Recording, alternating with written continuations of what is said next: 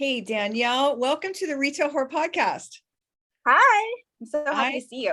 I'm super excited. I'm going to give a little backstory to everybody because I've told the story about Sweet XO. I don't talk a lot about it just because, to be quite honest, I don't even know why I don't talk a lot about it. But you were one of our managers in our Thousand Oaks location, and we've remained friends, and I adore you. And you have carved your own way in retail now. And I would love to be able to have you kind of tell everybody a little bit about yourself and your brand.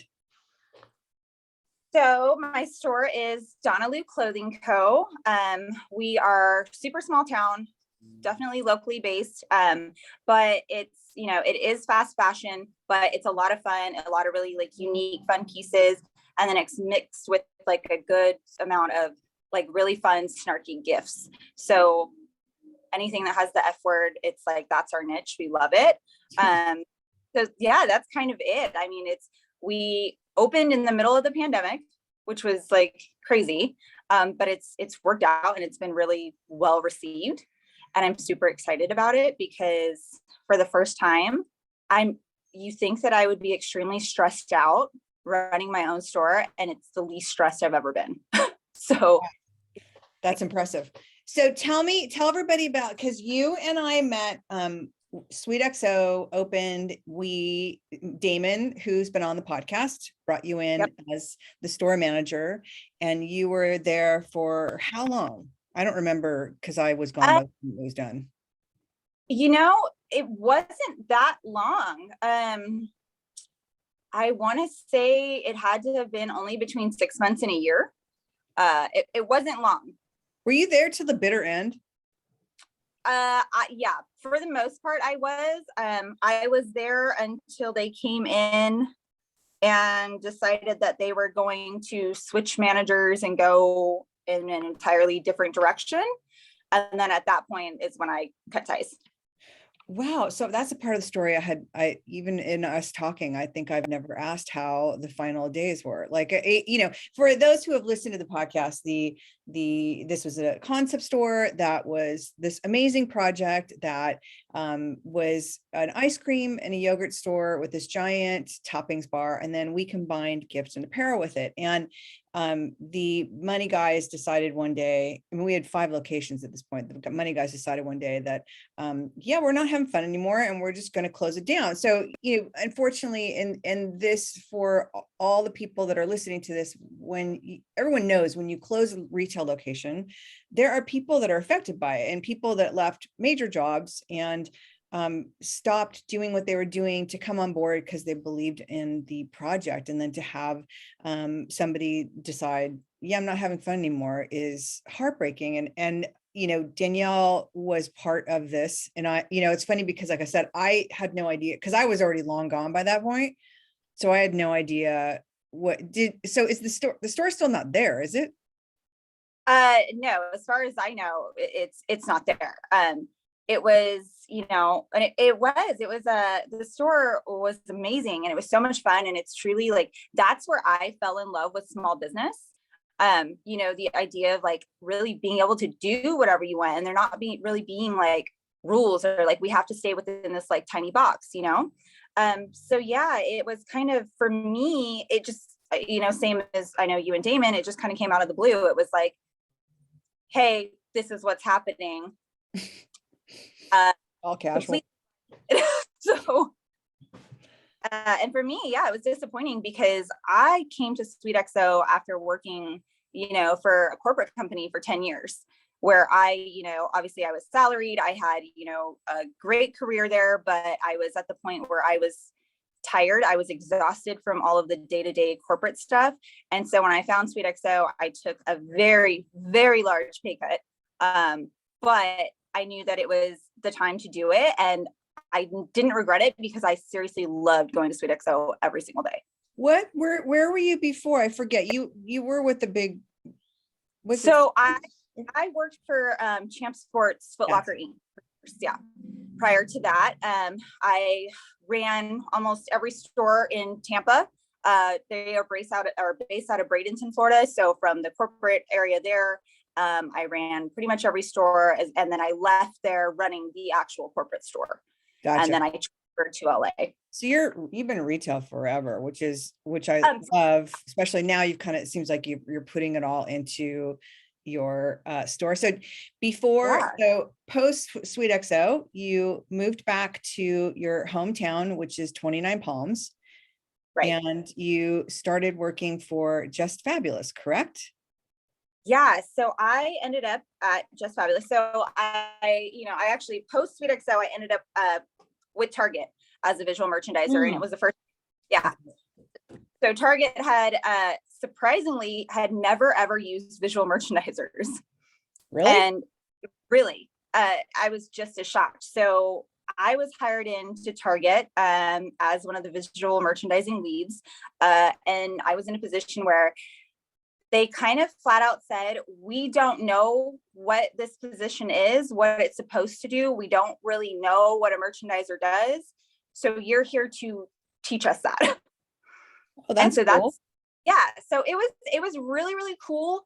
But then at the same time, it became a thing where they thought that hiring people that had a merchandising degree or fashion degree or business degree was what was needed more than experience. So they started hiring on a lot of people that had the degree, had the title, but had never actually been in any store and done any sort of merchandising or anything. So it got a little crazy at that point, and that's when I decided, okay, this is not, again, corporate world is not for me.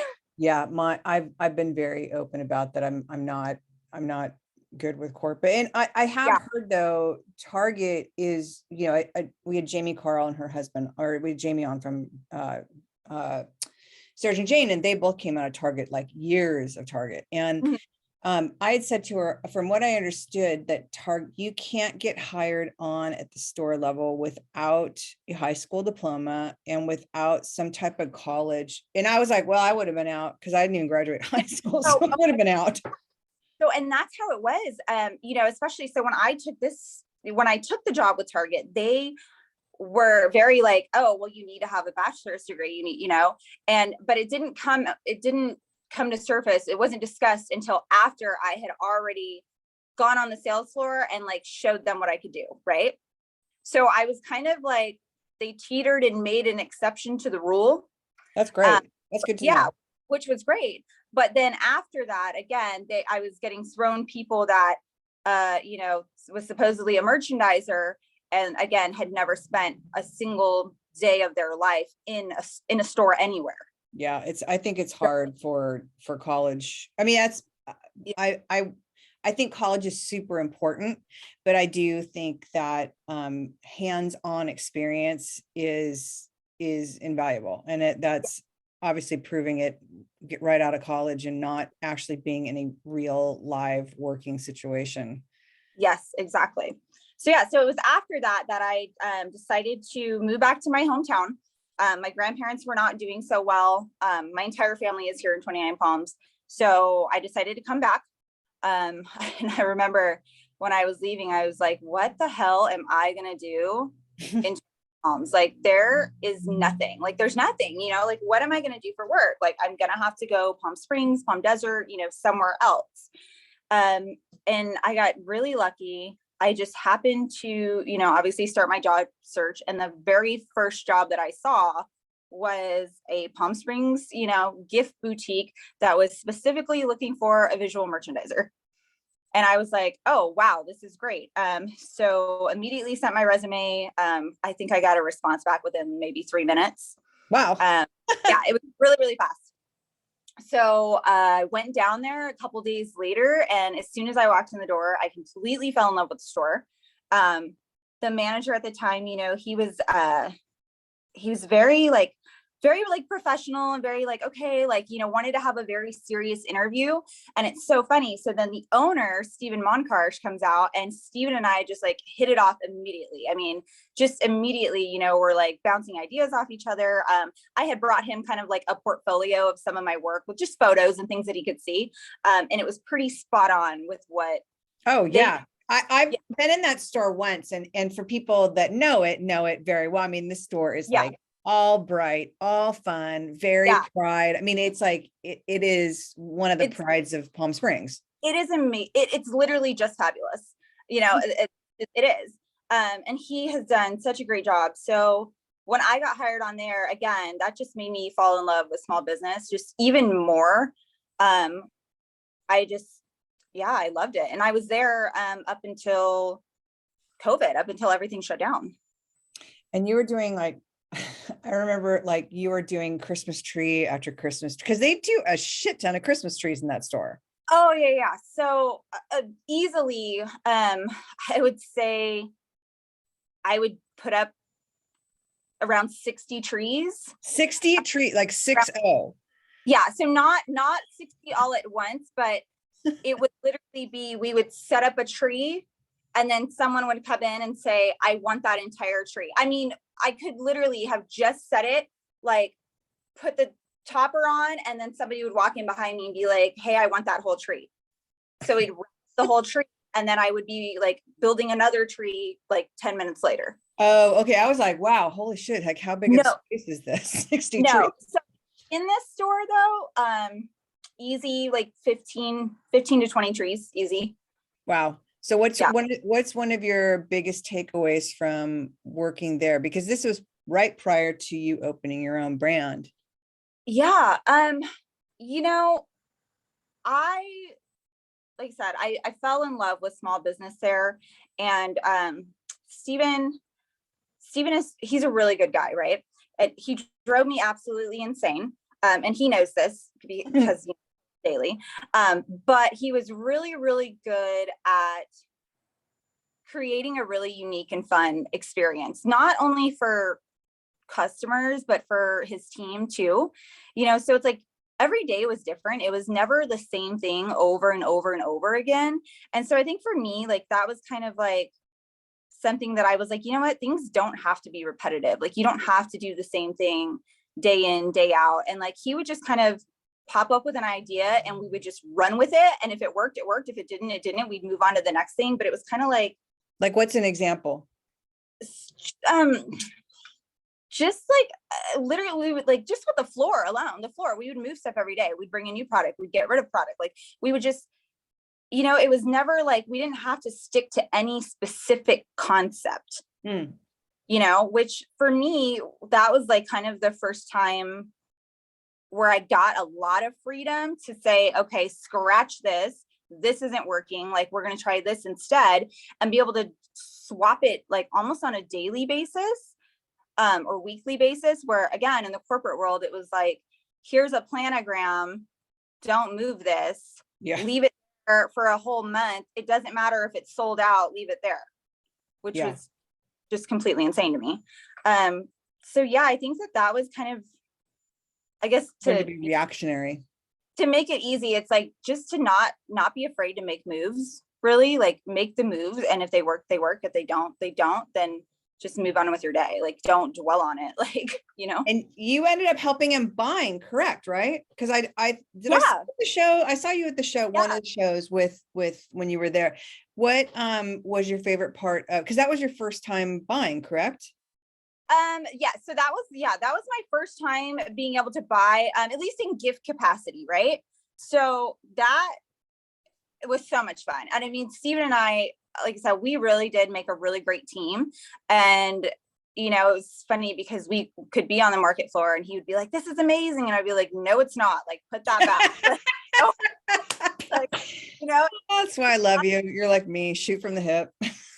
Well, and, you know, and he have that type of relationship, you know, and I would be like, no, are you crazy? And he'd be like, God, you're such a bitch. Like, and I'm like, no, it's not going to work. No one's going to want that because, you know, I know him. I'm like, I know you are going to like go insane on the price for like this dumb little thing. And then we're going to have it forever. So just know. And he was the type that he didn't know how to let go of anything. So when I went into the store, I mean, he had like displays from like, I don't know, like, he had the store, I think at the time for 11 or 12 years. So he literally had stuff from when he opened the store. I'm like, get rid of this crap. Like, you know, so yeah, we would have so much fun, you know, going to markets. And again, because Just Fabulous was so unique, it was a lot of fun because you're looking for those really fun gifts that kind of no one else is going to have. Yeah, it's what a great opportunity to learn from. And then how long, so the pandemic, we all know what happened with that. Yes. Um, when had you already been kind of thinking about, because I know when I talked to you, I hadn't heard anything about the store. And then all of a sudden you were posting things and I was like, say what? What? Wait a minute. So, okay, so I had actually, the website and the idea of Donaloo had already been in play for probably 2 years prior to it actually becoming a thing. And at the time, it was going to be like just an online, I was just going to do a small little online store, like nothing big. I was going to still work my regular job and just do kind of like a little online thing behind the scenes. So the website was probably 95% built, with the exception of like throwing product on, right? And then, yeah, pandemic hit. Obviously, I was not going anywhere. I was just in town, and my particular building had been empty for a really, really long time.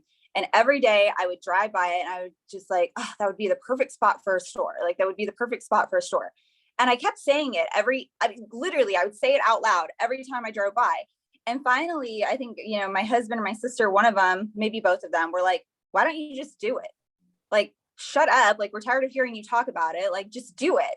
And that's what I did. Okay. So, One, you have to tell everyone how the name came about, because I love. okay. So, I was super, super close to my grandparents. So my grandparents, essentially raised me. I don't want to say that, I lived with my mom and stuff, but everything that I am is 100% my grandmother. My grandmother was a type that she did what she wanted. She would say what she wanted. She didn't take shit from anybody. And if you didn't damn bad, she didn't care whether or not you liked her.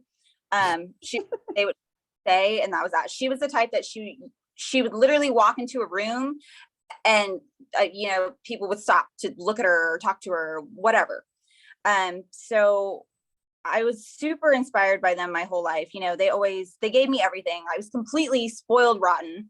But they, took care of me and were just amazing. So when the idea for the store started coming about and we started really talking about it, my grandfather was already on hospice care at that point. My grandmother had passed a few years prior, and I knew that this was coming and all this stuff. And it was, I just started thinking really like about family and how I spent so much time like giving myself to all these other companies, right?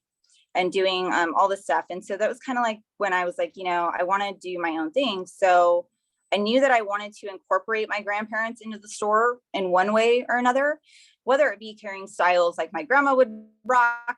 She was, oh my God, her like fashion sense was amazing.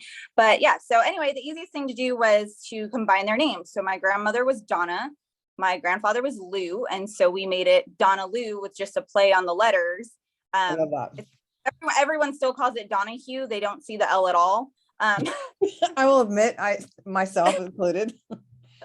Everyone does, but yeah, so it is Donaloo Clothing Co., named after my grandparents. My grandparents also were super important to me, and it's like they haven't been around forever, but my grandfather, I still swear, is above me and watches over me. And Yeah. he was the one that, he was, I think, closer to me than my own father. I mean, he was seriously my rock. I mean, I miss them dearly. So I love that you had such a tight relationship with your grandparents, because I don't think everyone does. And I think it's like so important. Yeah. And my grandma was literally like my best friend, like she was my best friend, forever. And it's so odd. So my grandpa was actually, my grandma talked enough for the both of them. Right. So he was always very quiet. I swear, up until she passed, I probably never heard him say more than 10 words. He was like, I'm not kidding. He was just very quiet. He would always just sit in the living room, and just like, didn't say much. And then, so I didn't really get to know him until after she passed, when he kind of came out of his shell a little bit, and you kind of, got to really see his personality. So, by the time he passed, we were also really close. And like you said, I had always been close to him, but he was a type you would be like, I love you. And he'd just be like, okay. Never say that, you know? Like, okay. That's literally what my what my husband said to me first time I said it to him. Thank you. Hilarious.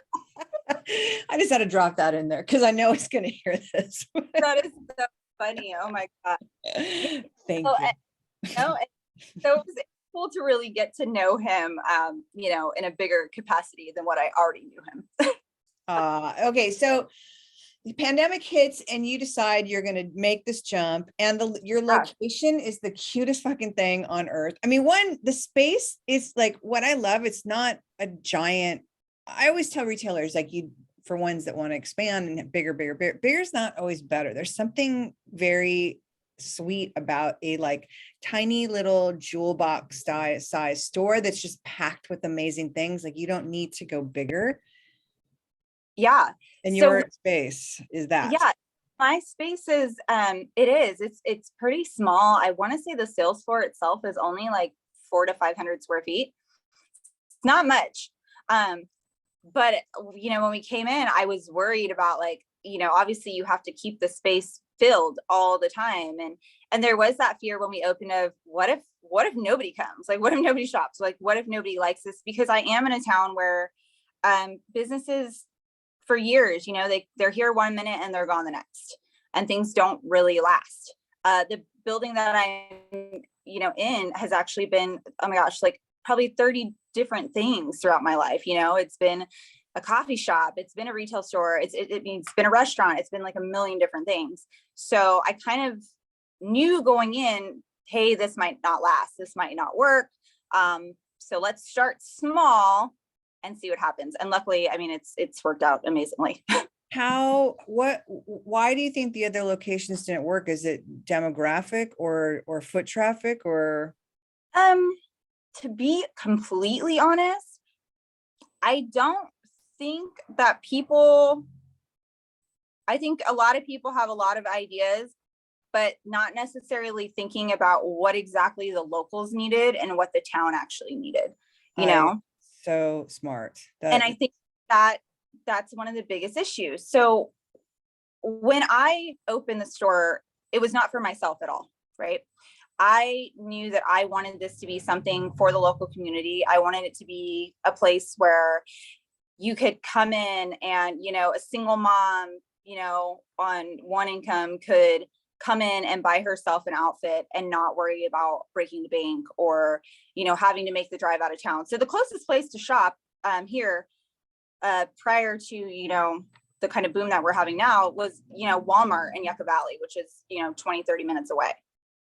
If you needed any one, and I've been in that one, and it's frightening. It's horrible, right? Total culture shock. I don't mean to say that, but it was total culture shock. Yeah. We have a Marshalls now too, but that was really the only place to go.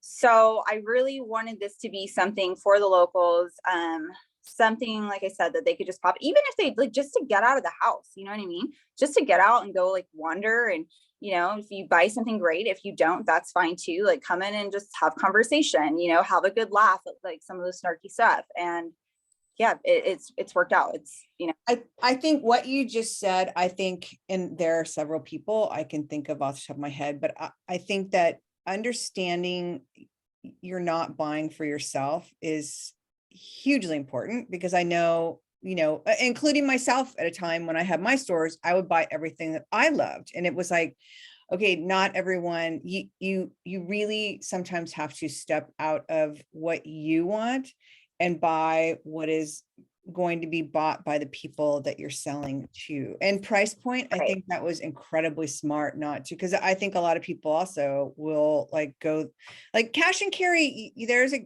a decent amount of profit margin in there. And that's a lot of the draw of cash and carry. And I think some people get really crazy with the prices and like, forget that, you know, yes, there's a huge profit margin in it. And yes, you can still make a great profit, but you do not need to rail it up so high that it's like, you might as well be shopping in, you know, wherever, like another high-end store in another city that can support that price point.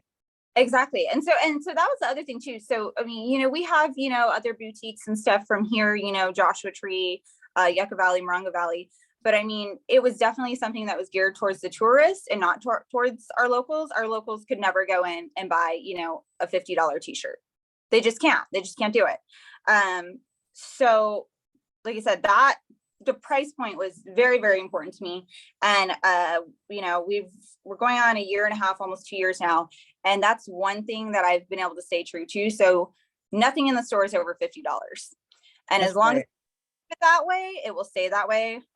Actually, I have one item that, I tried that was a little bit higher, and it sold out. We did a $90 denim jacket, Desert Mama denim jacket you probably saw, and those were really well received. I didn't know. I'm like, I might sit on these forever, but we're going to try it because I just thought it was really cool and something that my customers would love, and they did. But yeah, for as long as I can keep it, we will always keep the price point low and affordable. Have you, and this is just solely so I can ask this question because I've noticed it at Magic, is that cash and carry's prices, obviously with the pandemic and the supply chain. Have you noticed a lot of your vendors have like made giant increases? Oh yeah. I mean, I've definitely seen the increases, but I really take my time with buying. Because like I said, it's important for me to find quality pieces, stuff that's not going to fall apart in 2 days. But also keep that price point low. So, where I know some people can just, fill a cart real quick or just grab. I don't do that. I really, really take my time with, feeling stuff, stretching it out, trying it, making sure it's going to be good. And then also making sure that price point is exactly where I need it to be to, be what it needs to be for my customers. So talk to me a little bit. I'm dying to know because I've obsessed about this wallpaper. You have done a really good job. And for, a lot of people, I think when you set to do your signage and your everything that has to do branding wise, like keeping within, within your colors, and you've done such a beautiful job with keeping your color scheme from your wallpaper to your windows. So tell me a little bit about your design process and the wallpaper behind you. And I'm going to have you walk us to the window in a minute. Yeah. So I kind of had an idea in my head of what I wanted. It's kind of weird, actually. Like my inspiration kind of started out almost like Urban Outfitter ish. Like, I don't know, there's something about how simple their stores are, but like the impact that they make for what it is. And then I kind of just, started piecing together ideas, and I came across, I fell in love with 2 different wallpapers, and I knew that whatever I did, like it was going to be based around that, right? Like whatever wallpaper I chose, we were going to match the floors, and everything else was going to go based off of that, because that was going to be like my impact when you walked in. So I ended up kind of, creating, a mood board essentially, with fixtures and flooring and paint and light fixture, the whole thing. And this is the one that we went with. And I'm so glad that I did, because I'm obsessed with it. I love it. It is the one thing that everyone comes in and is like, wow, I love that wallpaper. It was a pain in the ass to put up. Did you put it up? Yeah, I put it up. I put it up. I almost got divorced over it. Sorry. No. I know there's a few projects of that, like I'm sure Dave will say agree to. At the point where like, we were in here. So, when we moved into this space was a total dump. Okay. I mean, it sat empty for, I don't even know how long. Like light fixtures, wiring was falling out of the ceiling. We had to cut out half the wall. I mean, it had rubber baseboards. It was disgusting. So, my husband was in here doing the work. I had a friend in here doing work. And so that was kind of the one thing that was my project, was the wallpaper. And I don't like when people try to take over my projects. Okay. Especially when they're not doing it the way it needs to be done.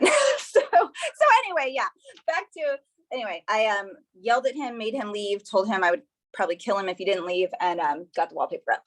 But this wall, you can't, see on video, but it's a concrete wall, and it's also a crooked wall. So when you're line up, these shapes and stuff. Yeah, that was fun.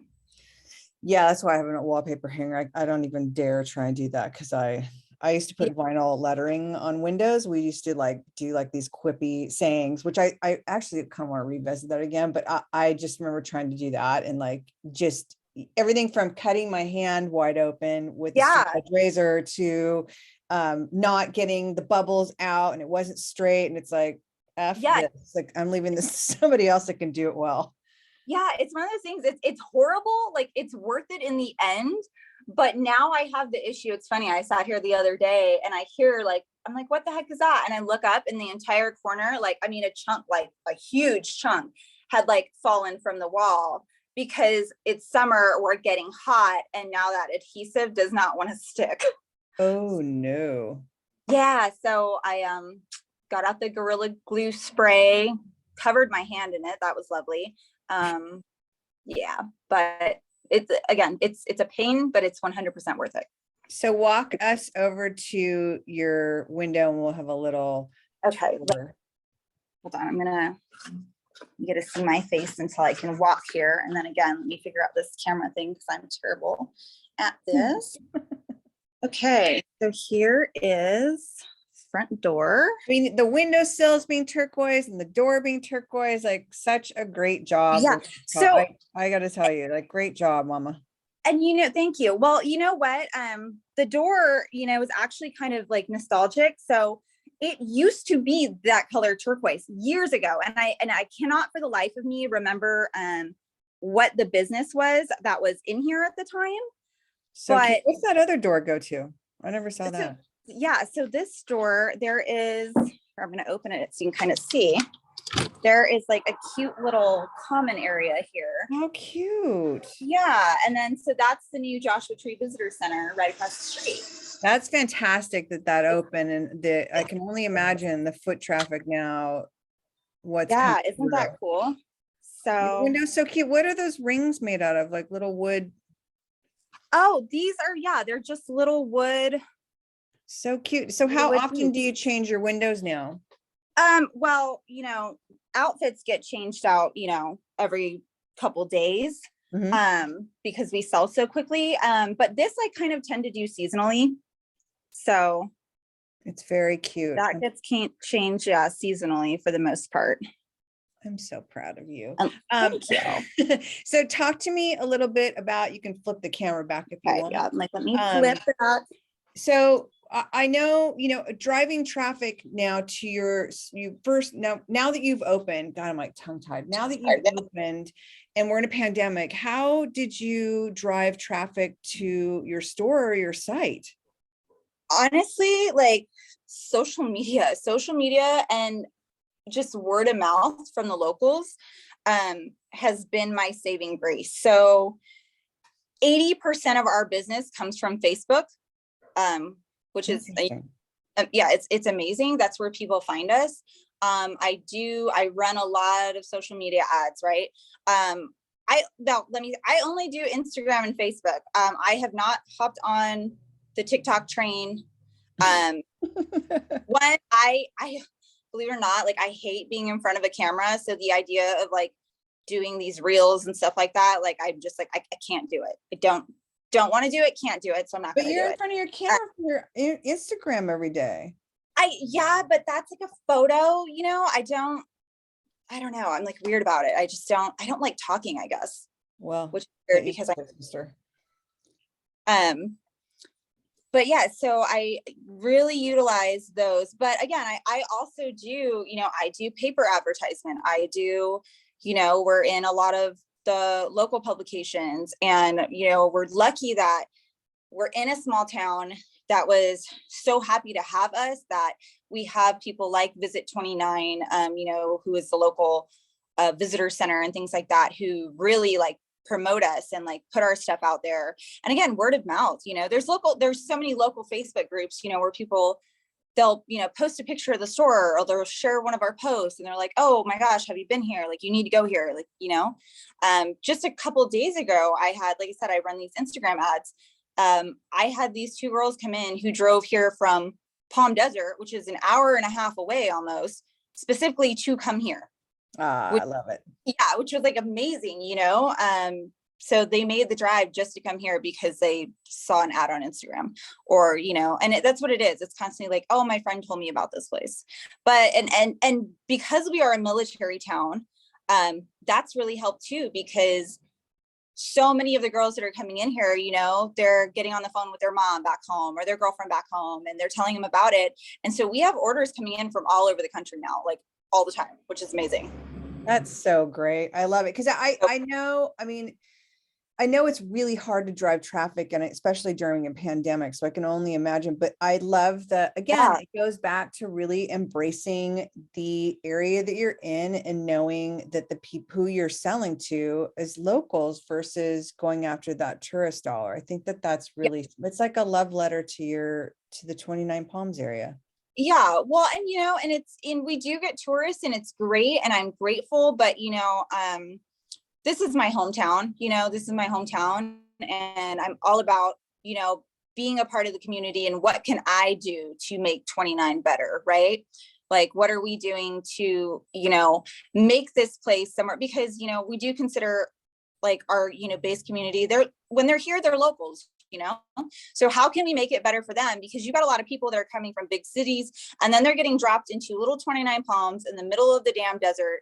They have no friends, they have nothing. And so to have them kind of, I can't tell you how many times people are like, oh, you remind me of this place back home. So it was like having that hometown feel was like super, super important. And I'm so glad that like we've been able to really, really keep it local. So with your Instagram posts, you are incredibly consistent with, and I think that is a huge part of success for retailers on Instagram, is I don't feel like I am. incredibly consistent on your posting of new outfits. And I think that because it's always, I mean, it's on you. It's always like it or your sister, I believe, but Yeah. it is always fresh, new merchandise, and it's, you know, super simple, but you've been extremely consistent with it. Thank you.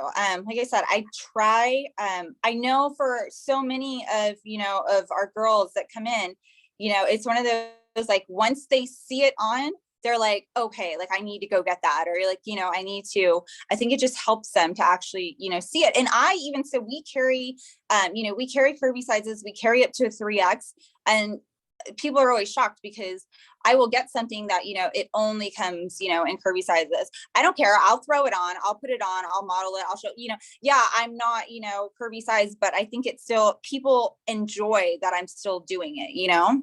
Yeah, I mean, the plus size industry, you know, I forget who it was that spoke at Magic, and it was all about how what a big potential growing your plus size business is if you, yeah, because I tried to bring it into Burt's Pharmacy, and it's like I couldn't do it at Sweet XO.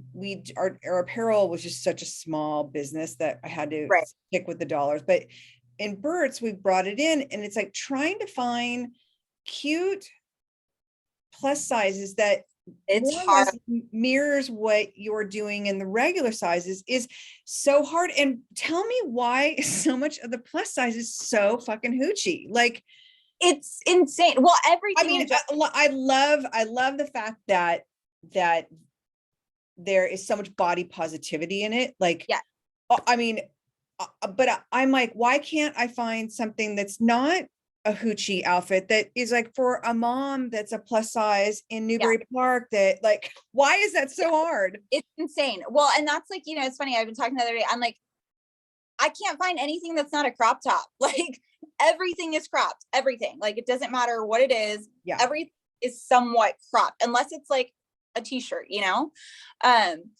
And it's, you know, so it's hard to find pieces that are appropriate, you know, for, you know, a mom that wants to just go pick her kid up from school, you know, without like having, you know, it all out. But, you know, like I said, again, I spend so much time buying and finding the right pieces. First of all, and I know, like, you know, like I said, I try so hard to buy for other people, but I also don't buy anything that I wouldn't wear myself. Yep. You know? That's important. Like, because I really truly believe that when I'm not just selling clothes, like I don't it's not about the clothes. It's about making sure that somebody feels good and has a confidence boost in what they just bought when they walk out of here. And I'm also not going to let them walk out of here looking all crazy, because as soon as they walk out, like, I just put my stamp on you. Okay. So thank you. Because I swear to God, that is one of my biggest lessons that I used to tell the kids that used to work for me at Fred Segal was, don't lie to your customer. Like, no. honestly, like, if it doesn't look good, be honest, like, because she's going to take it home to her husband or her friends, and they're going to look at her and go, girl, why did they let you walk? Like, why? Yeah. It's so important. And that's one thing we haven't talked about here on the podcast is honesty is incredibly important. And there are so many salespeople that will just say, like, oh my gosh, it looks so good on you. It looks so just for the sale. And it's like, you go home and you're like, oh my God, like, you'll put it on, like, even like a couple days later, and tell yourself, like, what the fuck was I thinking? Like, yeah, exactly. And no, so that is one thing about us. We are brutally honest, and that's, it's a great thing, but it's not always a great thing, but it is what it is. Like I said, I want people to feel good, and they're not, and if they go home, and their husband is like, that's not going to make them feel good, So no, we have girls that they'll try things on, and I mean, we might try on the whole store until we get it right. But it's like, okay, maybe that's not the color. Maybe that's not the size. Try this, try that. We take the time to make sure that it's right, because yes, we need to make money. We need to make a profit, this and that, but it's really not what it's about for me at all. The customer experience. Yeah. And that's what I think that is what will keep you going and keep your longevity 100%. Yeah. And it's, like I said, it's great. And my customers are the best customer. Like I like, they're not even, I hate even calling them customers, because they're my friends, like they've become my friends. Like, it's kind of, I have some of the same girls that they come in 3-4 times a week, so it's like, they know my life, I know their life. So it's like, I don't know, we just made it so it's fun, it's fun, it's unique, and people love, like I said, sometimes they come just to hang out. They just come in.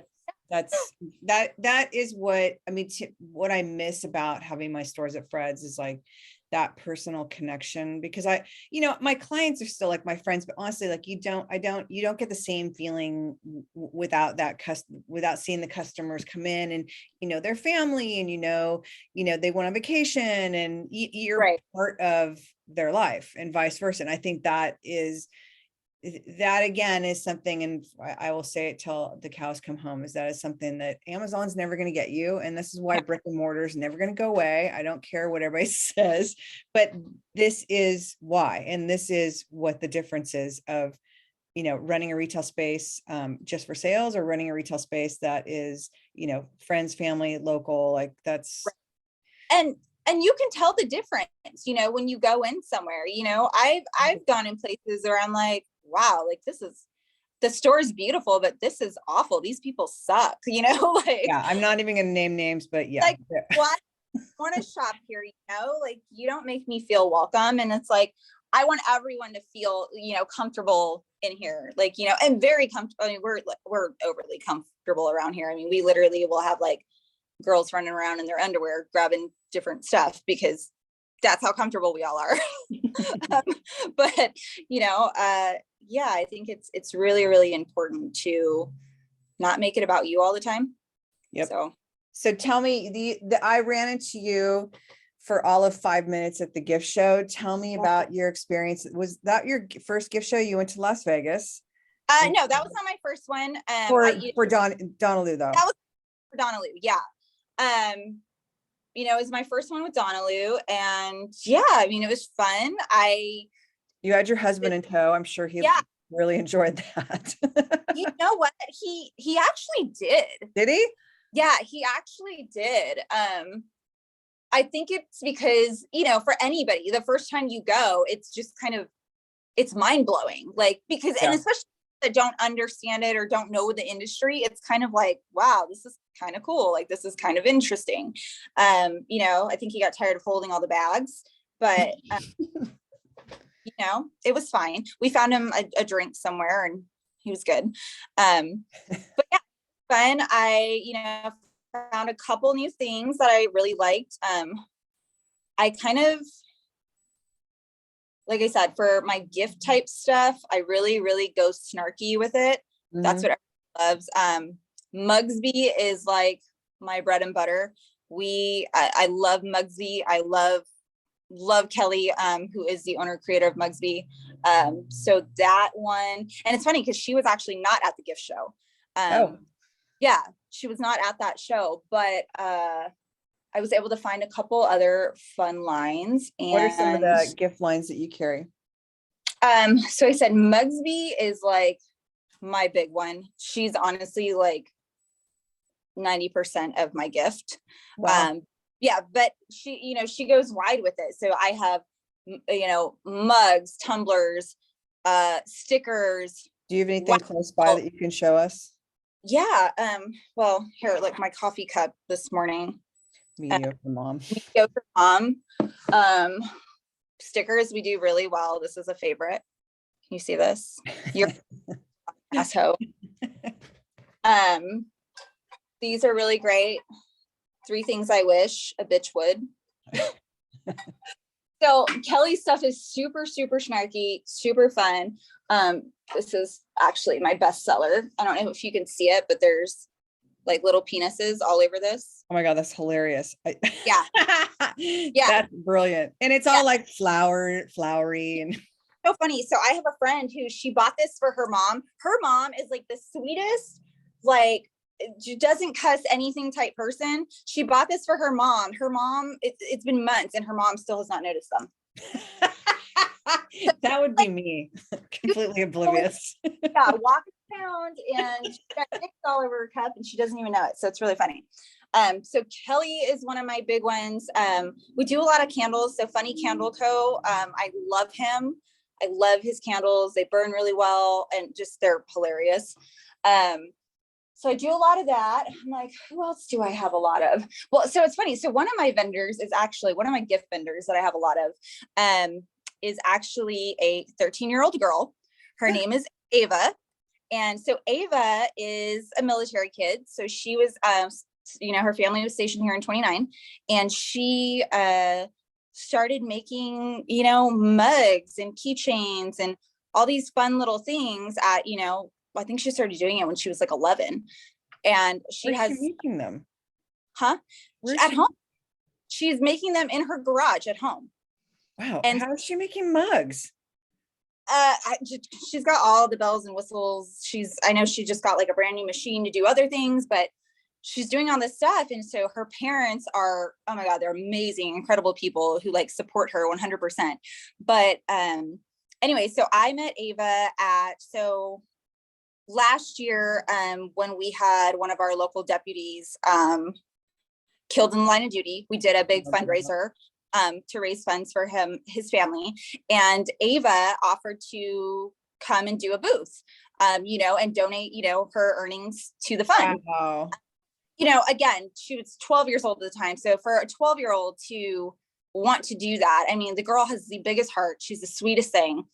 She's super creative, but yeah, she is actually one of my very big vendors in stores. She does, like I said, the cutest things. Like, look at this little keychain. Like, she does these little, like, these were like for mother. Wow.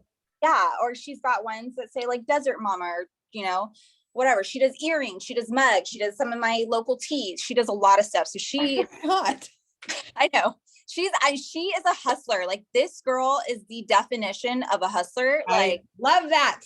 Amazing. Like, like I said, and not only, like I said, does she run her business? I mean, this girl, she's homeschooled. So she's doing school. She's an incredible gymnast. So she's doing all of that. I mean, the girl works, and I love it. Like the next generation. And, so she started, with one of the stores that is across the street from me. So there's a store, they're called High Desert Daydream. Love those girls, they're amazing. So they had kind of started carrying some of Ava's stuff in one of their Joshua Tree stores. And then I started carrying it in my store. So Ava is now in like 3 or 4 stores just in the 29 Palms Joshua Tree area. Oh my God, so great. Yeah. And I love you all support her as well. I think that's so great. And for me, at the beginning, start them young, folks. Start them young. So with Ava and I, she pretty much keeps, her money. What she sells here, that's hers. That's, her money. And it's worked out great. But she, again, it's funny. She's not a big gift vendor, but she is one of my main gift vendors. I love, and it's local, and it's I love that story. Yeah. So I have to ask you because so awesome. I keep forgetting to ask people this question. It came up in the middle of the night. I'm like, I've got to ask Danielle. So all of us in retail have had insane stories. Mine is having to make a citizen's arrest on 2 homeless people having sex outside of the apology on 3rd Street Promenade under a blanket at 5 a.m. outside of the bus stop. Yes, true story. So I know there are a million crazy ass retail stories. Do tell your craziest retail story. Oh my gosh, I have so many. I worked for Champ Sports for 10 years, first of all. So that is a whole different world. That is, Florida. If you don't understand the sneaker game, which I did not. Okay, so Champs is obviously, it's so not me, right? At all. No. In no capacity. Funny. So I actually just fell into that job. So I had been working in the mall and I just happened to know the manager from there. I'm just from working in the mall, you see, how you become a mall rat basically, and everybody knows everybody. So I was in his store one day grabbing a basketball or something for, I don't know for what, but anyway, he was kind of freaking out. I'm like, hey, like, are you good? And he's like, no, like my entire staff, like I just lost half my staff, like I'm losing my mind. And then he was like, wait, what are you doing for like the next 2 weeks? And I'm like, well, not much. And he's like, do you think you could help me out for like 2 weeks? Like, I'll just hire you on and like, until I can build my staff back up. And I was like, sure, why not? Like, I wasn't doing anything else at the time. And so that's how I ended up at Champs. And it literally, like, there was no interview, there was no nothing. I, right there on the spot, it was like, okay, can you start now? And then within like 3 weeks, I had been there, kind of liked it. And then I became the assistant manager within like 3 weeks. Yeah. Crazy. So that's how I ended up at Champs. And at the time, it was such a man's world. Yep. I was the only woman in management within the entire district, which made it, it made it kind of fun actually. Yeah, I bet you did well. But again, it was not my world. I had no idea how big the sneaker game was. I had no idea how crazy people got, like waiting in lines for hours for like a new Jordan release. Like, yeah. So those are probably like the best stories are probably from those. I mean, I have literally had people in line. I have had people tased in my line. I have had fights break out in the middle of a line. I've had them climb under the gate when it was open like this much and get stuck because they think that they're going to get in there and get a shoe first. Same thing, like, theft. I mean, I've literally, now, mind you, this is in Florida where there are really no laws and you can do whatever the hell you want. So I've had people come in my store and like, I can remember literally having this guy like shove like all this stuff like under his junk, down his shorts. And I'm like standing there holding his pants open, like, okay, come on, like, give me the rest of my stuff, give it back. So okay, that one's a good story. That's probably one that like I will never forget that because and it was a thing like you have your audits of your inventory. I'm like, no, like I'm gonna lose my job because you just decided to cram a bunch of t-shirts like down your shorts. Give me my shit back. Well, I'm gonna ask you 2 last questions. Oh. Where do you see Donna Lou in 10 years? Oh gosh, 10 years. What's crazy is I haven't even really thought about that because I usually only think as far as tomorrow? Like, are we going to make enough sales to be here tomorrow? Ultimately, I would really, really like to open a second location at some point. Locally, obviously, I don't want to go anywhere kind of outside of the area. But I really hope that I want it to still be here. I want it to be a spot that, in this small town, there's businesses that have become historic type businesses, right? So there's the building next to me actually was owned by my best friend's grandfather and, her dad. And they used to have a store called Benton Brothers. And it was kind of just one of those, like a Walmart before its time. You could get like anything there in a super small town. Everybody remembers Benton Brothers. Everybody is like, oh gosh, if we could just get Benton Brothers back, if we could just have that back, you know what I mean? I hope that we can kind of leave that sort of impact, but still be here, like kind of be like that place that everyone like remembers and, wants to go to and wants to bring their friends to. And really that's like my biggest goal, is to just stay relevant. I have no doubt that that's where you're going to end up. Stay relevant.